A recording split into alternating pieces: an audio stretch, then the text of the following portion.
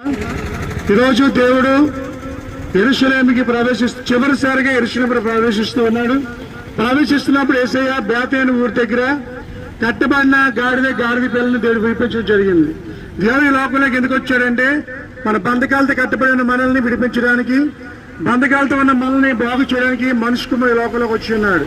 ఈ లోకంలో అనేక బంధకాలతో కట్టబడి ఉంటాం, అనేకమైన ఇబ్బందులతో కట్టబడి ఉంటాం. ఆ కట్టబడిన ఇబ్బందుల నుంచి, ఇరుకుల నుంచి యేసయ్య మనల్ని విడిపించే మనిషి కుమారుడు వచ్చినాడు. యేసయ్య గాడిద పిల్ల విడిపించడం జరిగింది. అలాగే ఎవరైతే ఈరోజు అనేక మంది కట్టబడి ఉన్నారు, బంధకాలతో కట్టబడి ఉన్నారు, అవన్నిటి నుంచి దేవుడు విడిపించడానికి సిద్ధంగా ఉన్నాడు. కాబట్టి మా ప్రభువు అయిన యేసుక్రీస్తు మన కొరకే లోకంలోకి వచ్చి ఉన్నాడు. ఆయన ఏమి సంపాదించి రాలేదు, కానీ ప్రజల నిమిత్తము ప్రజల కోసం చనిపోవడానికి లోకంలోకి వచ్చి ఉన్నాడు. అటువంటి గొప్ప యేసుని మేము ప్రకటిస్తూ ఉన్నాం. కాబట్టి కుమార్తె వేపుల ప్రతి ఒక్కరు కూడా ఎవరైనా నమ్ముకోకపోతే యేసయ్యను నమ్ముకో, ఎందుకంటే మన బంధకాలను విడిపిస్తూ ఉంటాడు. అదేవిధంగా యేసయ్య అనేకమైన వాహనాలు ఉన్నప్పుడు కూడా దేవుడు కేవలం గాడిద పిల్లనే వెనుకోడు. ఎందుకంటే విలువలేని గాడిదకి విలువడానికి, పనికిరాని మనుషుల్ని పనికొచ్చే పాతగా చేయడానికి ఆయన మనిషి కుమారుడు లోకంలో వచ్చి ఉన్నాడు. ఈ లోకంలో మనుషులకి విలువకపోయినా, లోకస్తులు విలువకపోయినా యేసయ్య మనకి విలువిచ్చేవాడు ఉన్నాడు.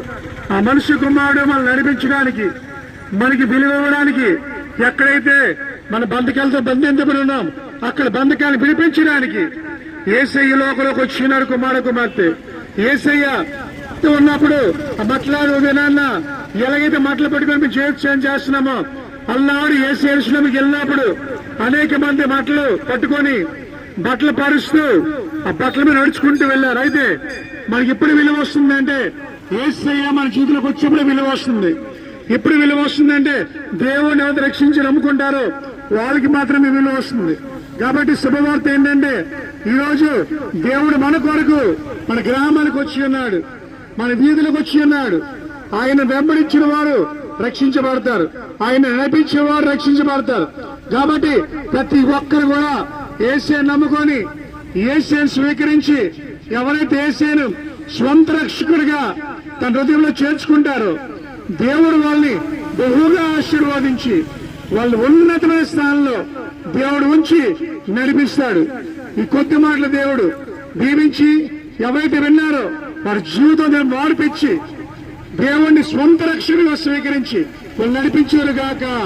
వాక్యం సెలవిస్తుంది. యేసయ్య మన మధ్యకొచ్చి ఉన్నాడు.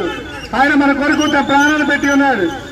యేసయ్య లోపలికి ఎందుకు వచ్చాడంటే సమస్తం అర్పించడానికి, తన ప్రాణాలు అర్పించడానికి మనిషి కుమారుడు లోపలికి వచ్చి ఉన్నాడు.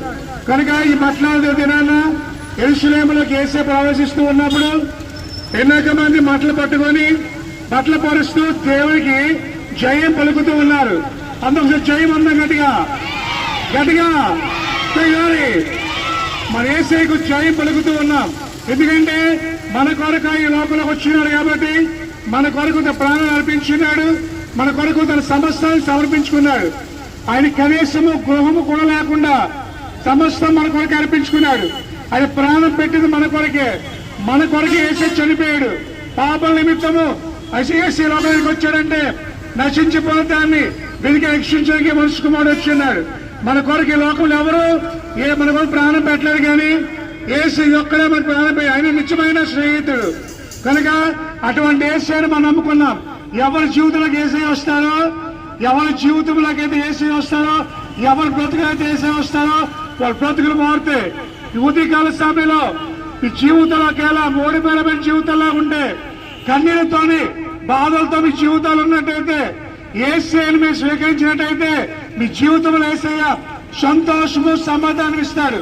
ఒకరోజు మీ కన్నీరు తొడవడానికి ఎవరు రాకపోయినా యేసయ్య మీ కన్నీరు తొడవడానికి వచ్చిన్నాడు. మీ గ్రామంలోకి, మీ ఊర్లోకి ఆయన వచ్చి ఉన్నాడు. ఎందుకు చేతంటే మన కొరకు ఆయన గాడిద పిల్ల మీద వచ్చి ఉన్నాడు. ఎందుకంటే తను తగ్గించుకొని మనల్ని హెచ్చించడానికి, మనల్ని ఉన్నతమైన స్థానంలో ఉంచుకోవడానికి తన వ్యసనకారిగా మారిపోయాడు. అంత గొప్ప దేవుడిని నమ్ముకొని ఉన్నాం. అటువంటి యేసయ్య ఎవరైతే నమ్ముకుంటారో వారి జీవితాలు మార్చబడతాయి. ఎవరైతే యేసయ్యను నమ్ముకుంటారో వాళ్ళ బ్రతుకులు మారుతాయి. ఎవరైతే యేసయ్యను స్వంత రక్షణ స్వీకరిస్తారో వాళ్ళ జీవితాలు మారుతాయి. కాబట్టి ఉదయకాల సమయంలో వేపకొండ గ్రామస్తులందరికీ ఒక శుభవార్త ఏంటంటే, మిమ్మల్ని రక్షించడానికి, మిమ్మల్ని నడిపించడానికి, మిమ్మల్ని జీవించడానికి, ఈ బ్రతుకులు మార్చడానికి ఆ మనిషి కుమారుడు ఈ లోకంలోకి వచ్చినాడు. కాబట్టి యేసయ్యకు మనం జయం పలుకుతూ ఉన్నాం. యేసయ్య మనకు జయం ఇచ్చే దేవుడు. మన దేవుడు మనల్ని ఓడించే దేవుడు కాదు. మన దేవుడు తలను పైకెత్తించే దేవుడు. ఆయన తలగా ఉంచితే కానీ తోకగా ఉంచే దేవుడు కాదు. కానీ మనందరూ కూడా ఎవరైతే యేసయ్యను సొంత స్వీకరించలేదో, ఎవరు యేసయ్యను నమ్ముకోలేదో, గ్రామస్తులందరూ కూడా దేవుని నమ్ముకొని యేసయ్యను తన జీవితంలో స్వీకరిస్తే తన బ్రతుకులు మారుతాయి, వాళ్ళ జీవితాలు మారుతాయి. కాబట్టి ఈ రోజు శుభవార్త ఏంటంటే, యేసయ్య మన కొరకు ఈ లోకంలో వచ్చి ఉన్నాడు. అదే మన జీవితంలో శుభవార్త. ఇటువంటి శుభవార్త చెప్పడానికి నూతన యెరూషలేము ప్రార్థన మందిరం అందరూ కూడా, సంఘ బిడ్డలందరూ కూడా మీ ముందుకు వచ్చి ఉన్నాం. మేమందరం సువార్త ప్రకటిస్తూ యేసయ్య నిజ రక్షకుడిగా ప్రకటిస్తూ ఈ మంచికి వచ్చిన్నాం. ఈ వార్త ఎవరు నమ్ముతారో వాళ్ళ జీవితాలు మారుతాయి. నశించిపోకుండా దేవుడు పరలోకాన్ని తీసుకెళ్తాడు. దేవుడి కొత్త మాటలు దీవించిన గాక. చిన్న ప్రార్థన చేద్దాం. యేసయ్యని కొదనాలి తండ్రి. ప్రభా, ఇంతవరకు నీ వాక్యాన్ని తీయున్నాం ప్రభా. ప్రభా, ఈ వాక్యం ఎవరైతే విన్నారో తండ్రి, ఆ పిల్లలు మార్చే కృప దయచేయండి ప్రభా, మార్పు దయచేయండి అన్న ప్రభా. ప్రభా, నువ్వు నిజమైన రక్షణ గ్రహించు ప్రభా. నేను వెంబడించే బిడ్డలుగా ప్రభా నేను ఉంచండి తండ్రి.